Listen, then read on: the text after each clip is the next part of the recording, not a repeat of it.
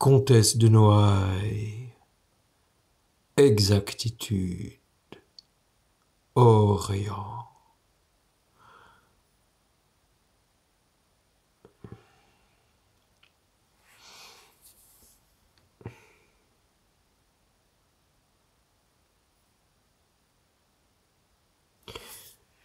J'ai gardé le souvenir ineffable de ces soirs d'été pleins de promesses pour les enfants qui songent ou penchés sur des livres romantiques ornés de rêveuses gravures. Je considérais les héroïnes de Lord Byron, de Lamartine, de Hugo, de Musset, et leur demandais le secret de leur empire sur les cœurs de génie.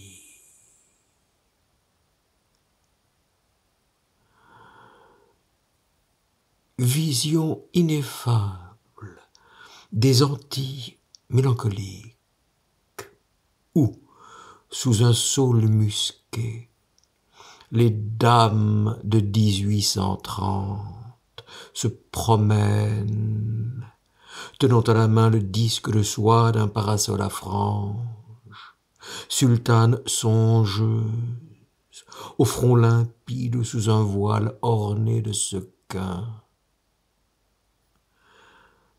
caressant la longue mèche de vos cheveux lisses dépliés, ainsi qu'un châle sur votre épaule aussi ronde qu'un dos de tourterelle. Jeune Espagnol de Cadix qui riait de savoir que le coup de talon de vos danses est plus redoutable aux hommes que la fureur des chevaux emportés. Oh, vous, toutes, habitantes des livres à jamais jaunies, au parfum de santal, quel voyage vous m'avez fait faire dans le fascinant avenir.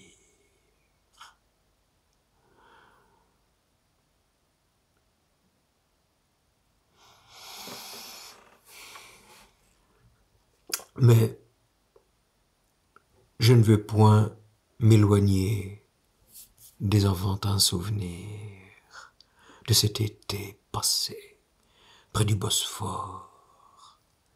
Et je songe à la tristesse que j'eus un jour de fête aux eaux douces d'Asie. Sur une longue plaine au bord de l'onde, des dames méométanes enfermées jusqu'aux yeux dans leurs manteaux de soie, pourpre, indigo, cramoisi, étaient assises. Le soleil baissait.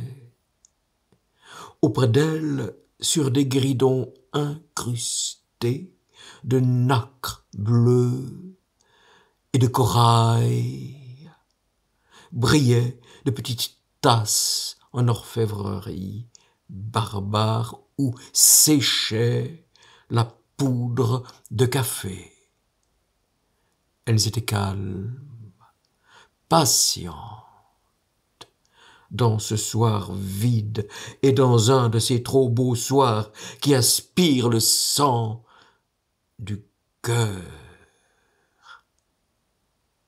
Elle semblait un pensif troupeau humain rassemblés par une vague et sublime espérance, et qui attend sur quelque embarcadère du bonheur.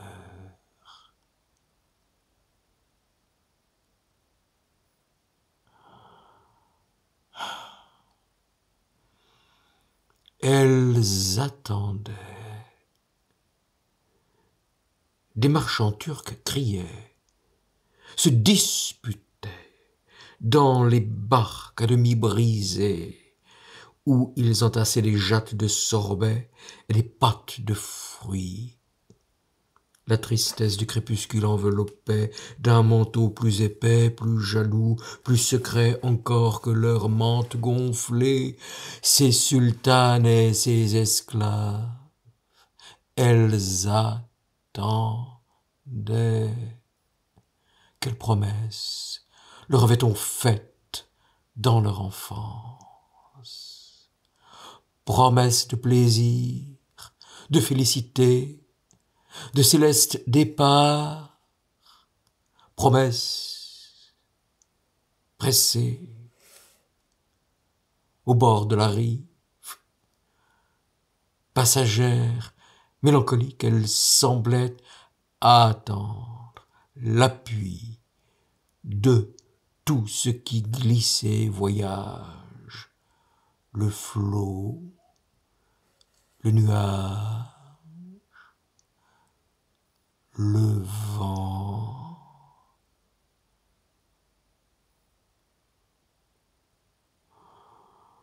Elles ont attendu toujours sur cette rive enchantée du Bosphore, qui est une plage languissante, une halte immobile au bord de l'éternité heureuse.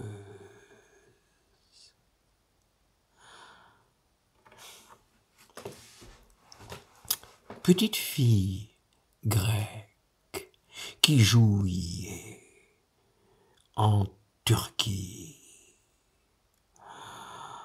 dans les jardins de roses, et qui portait des noms précieux, Smaragde, Éryphile, Roxane, Chariclée. Vous aussi vous avez espéré, et votre temps est passé, comme les colombes qu'on ne voit pas mourir. Enfoncez-vous au champ des fontaines, dans les blancs cimetières qui bordent la route de Roumélie-Issar, et qu'embaument les cyprès, les serpolets, le thym funèbre, le balsamier. Qu'elle résonne pour vous les prières des basiliques de Saint Bacchus et de Sainte Pasiphae, qui mêlent à l'appellation mystique les noms du délire. Confondez-vous avec ce sable ardent qui dévore comme la chaux vive?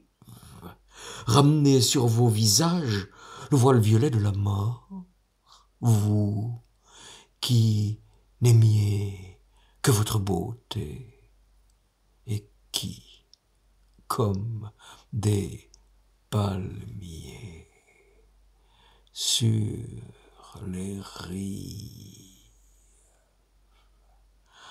avez attendu